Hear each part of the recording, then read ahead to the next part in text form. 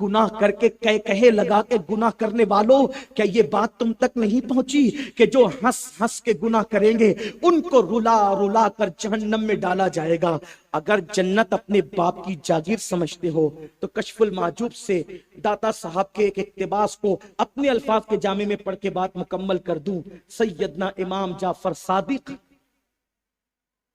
جب بھی لوگوں سے مصافحہ کرتے تھے، ملاقات کرتے تھے، تو لوگوں کو کہتے تھے مجھ سے وعدہ کرو کہ اگر تمہاری مغفرت ہو گئی تو اللہ کی بارگاہ میں میری سفارش کرنا کہ میری مغفرت کر دے، اور اگر میری مغفرت ہو گئی تو میں تمہاری سفارش کروں۔ کہ امام جعفر صادق کون سے سید ہے پتہ ہے؟ امام حسین کے سگے پر پوتے ہیں، اور کتنی بڑی ہستی ہے پتہ ہے؟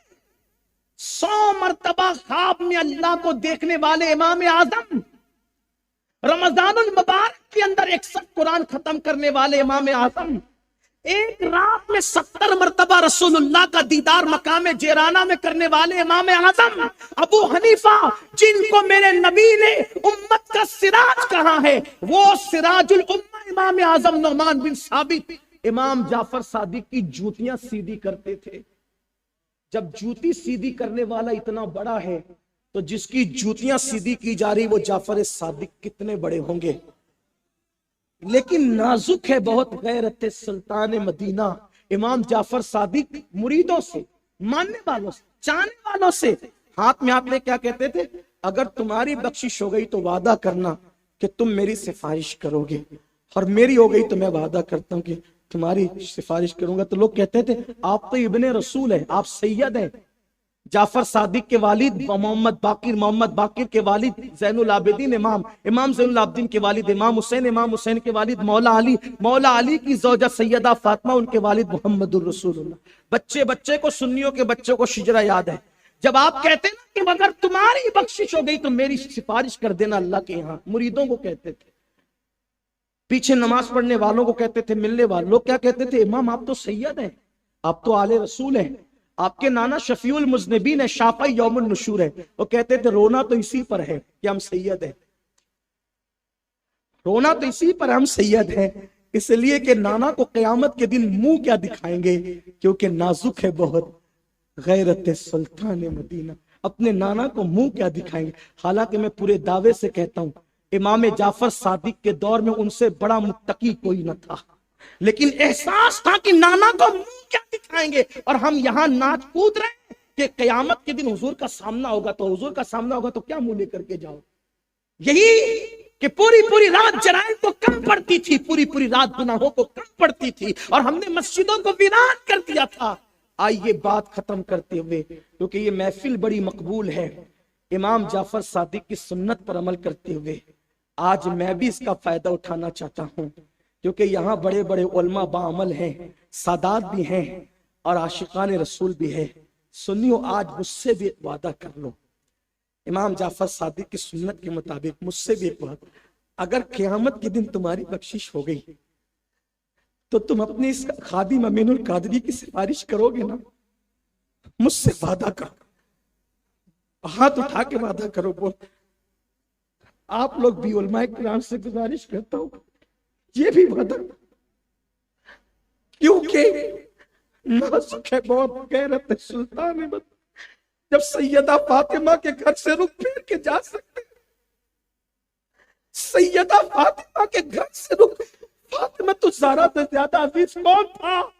فاطمہ تو بدر تو منی فرمایا، اور ان سے کبھی ناراض نہیں ہوئے۔ میں وضاحت کرنا چاہتا ہوں، ناراض ہو کر نہیں گئے، ہمیں نصیحت کر گئے کہ عبرت حاصل کر لو، جب بیٹی کے لیے غیرت یہ ہے تو تمہارے لیے کتنی کیا غیرت ہوگی۔ اس لیے خدا کے لیے سنیو، اپنی بنی مت بگاڑو، اللہ کی بارگاہ میں توبہ کرو، اعمال درست کرو۔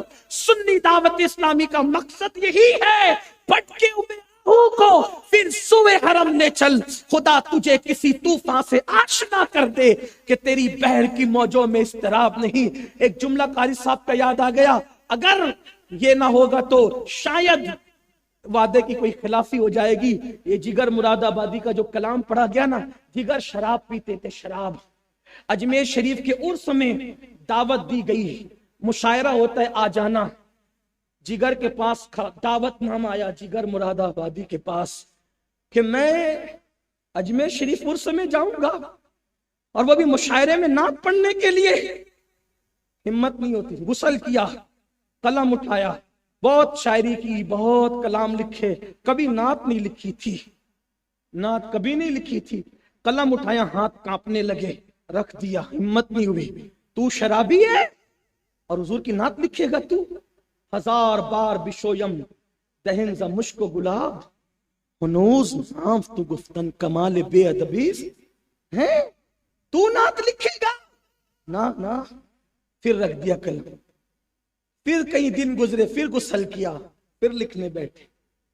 ادھر ہنگامہ مچائے، جگر تو آ نہیں سکتا اجمیر شریف کے مشاعرے، وہ شرابی ہے، وہ نہیں پڑھے گا، نعت نہیں پڑھ سکتا۔ ادھر ہنگامہ اور ہے، کوئی خبر نہیں۔ ادھر بالآخر جگر نے ہمت کر کے جگر دکھایا اور قلم اٹھایا، اور قلم اٹھا کر کے وہی نعت لکھی۔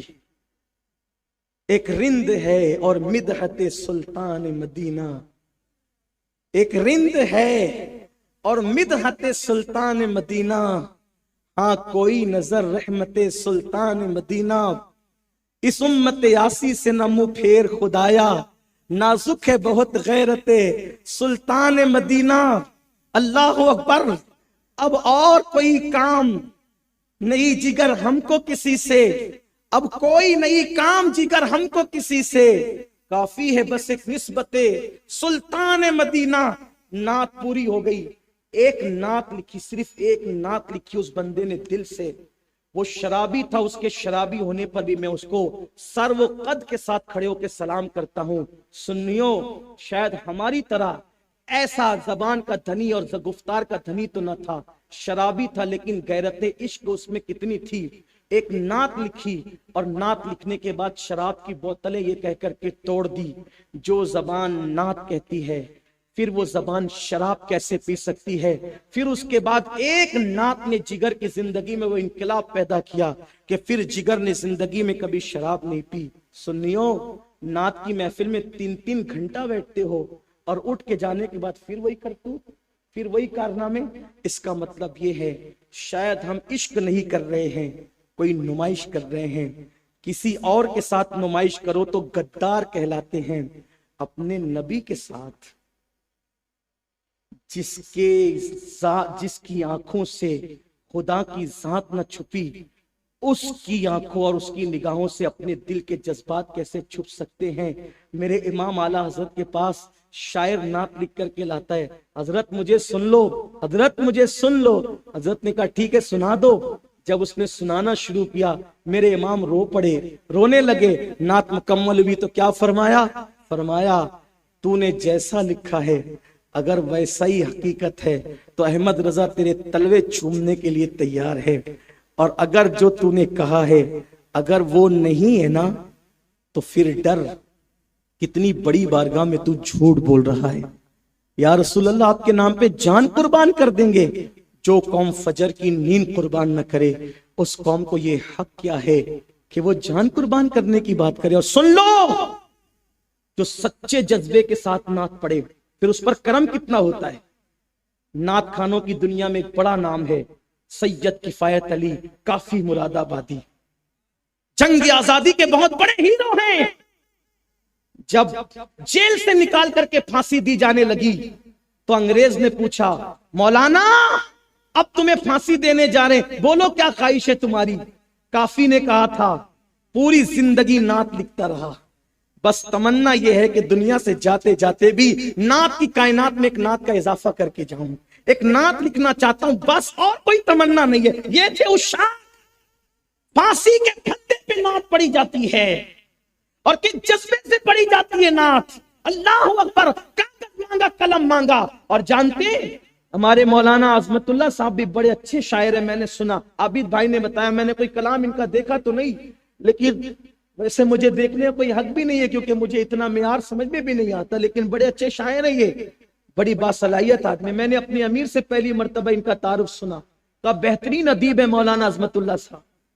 پھر بعد میں نے جب وادی نور کے اسٹیج پر ان کو علامہ اعظمی صاحب کا یا علامہ ظہیر صاحب کا سپاس نامہ پڑھتے ہوئے سنا تو میں نے کہا کہ امیر تو میرے یوں بھی کبھی غلط نہیں کہتے اور یوں بھی غلط نہیں فرمایا، بڑے اچھے ہیں، لیکن آپ ان شعراء سے پوچھیں، خود کا بچہ رو رہا ہو تو آمد ہوتی ہے تو بھی رک جاتے ہیں اشعار، خود کا بچہ رو رہا ہو تو بھی نعت نہیں لکھی جا سکتی۔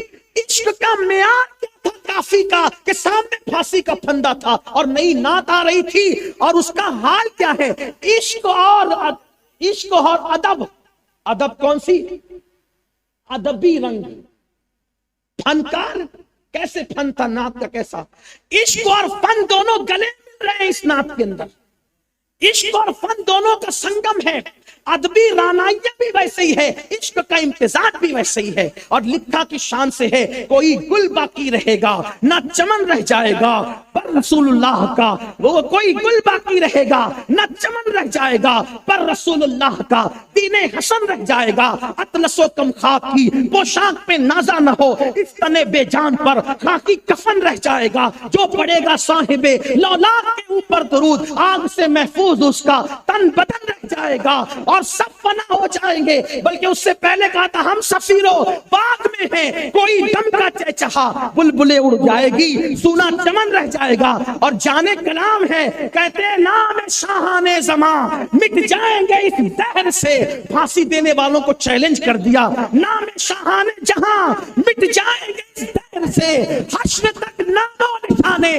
پنجتن رہ جائے گا، حشر تک نام و نشانے پنجتن رہ جائے گا، اور سب فنا ہو جائیں گے، سب فنا ہو جائیں گے۔ سنیوں کا عقیدہ کیا ہے؟ سب فنا ہو جائیں گے، کافی وہ لیکن حشر تک نعت حضرت کا زبانوں پر سخن رہ جائے گا، نعت حضرت کا زبانوں پر سخن۔ جب یہ نعت پڑھی نا، انگریز نے کہا اس کو ایسے پھانسی نہیں دینا، دیکھو نعت ایسے پڑھتے ہیں، اس کو ایسے پھانسی مت دینا، تڑپا تڑپا کے مارو اس کو۔ کہا کیسے مارے؟ کہا استری لو، جس کو آپ آئرن کہتے ہیں، یہ پاور والی اس دور میں کوئلے کی رہتی تھی، لوہے کی، استری کے اندر لوہے ڈالو، لوہے، اور لوہے ڈال کے اس کو گرم، لوہے کی استری میں کوئلے ڈالو، کوئلے پتھر کے کوئلے، اور اس کو گرم کرو، آگ میں بھڑکاؤ۔ جب پوری وہ لال ہو گئی، سرخ ہو گئی، تو کافی کو لٹا دیا گیا، اور کافی کہہ رہے تھے سب فنا ہو جائیں گے، کافی وہ لیکن حشر تک، زبان پہ درود و سلام، اور ان کے بدن پر استری چلائی جا رہی تھی، ادھر استری چل رہی تھی، کافی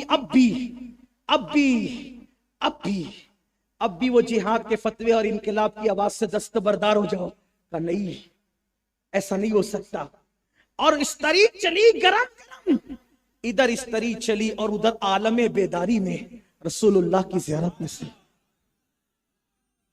عالم نعت پڑھنے والوں کو یہ ملتا ہے، عالم بیداری میں حضور کی چھپی، تو کافی رو کے کہتے ہیں آقا بہت دیر کی، ان کو نہیں کہا لیکن کیا بات ہے حضور بہت دیر کی میں نے، یا رسول اللہ بہت دیر کی میں نے، اگر مجھے پہلے پتا چل جاتا کہ گرم استری پھروانے سے آپ کا دیدار بیداری میں ہوتا ہے تو میں اتنی دیر کیوں کرتا، اس سے جلدی کرتا تاکہ دیدار یار جلدی مل۔ استری پھروا کر بھی تیرا دیدار ملے تو سستا ہے، اور یہاں حال کیا ہے؟ دیدار کی تمنا ہے، اور یوٹیوب سے نظر ہٹتی ہی نہیں، عورتوں سے نظر ہٹتی نہیں۔ مولائے کائنات کہتے ہیں میں نے اپنا سطر بھی نہیں دیکھا، لوگوں نے کہا ضرورت تھی، کہا بالکل ضرورت تھی، مجبوری بھی تھی، لیکن نہیں دیکھا کیونکہ نازک ہے بہت غیرت سلطان مدینہ۔ مجھے ڈر لگا کہ جن آنکھوں سے رسول اللہ کا چہرہ دیکھتا ہوں ان آنکھوں سے اپنا سطر کیسے دیکھ لوں، میں اس سے بھی بچا رہا۔ یہ تھا لوگوں کا تقویٰ، یہ تھا اللہ والوں کی شان۔ اگر بات کہی جائے تو بہت ہوتی ہے، لیکن پھر یہی کہتا ہوں کہہ لے گی سب کچھ ان کے، ثنا خاں کی خاموشی چپ ہو رہا یہ کہہ کے میں کیا کیا کہوں تجھے، لیکن رضا نے ختم سخن اس پہ کر دیا، خالق کا بندہ خلق کا آقا کہوں تجھے، نازک ہے بہت غیرت سلطان مدینہ۔ اگر کوئی غلطی ہو تو اللہ تعالیٰ معاف کرے۔ استغفر اللہ ربی من کل ذنب واتوب الیہ۔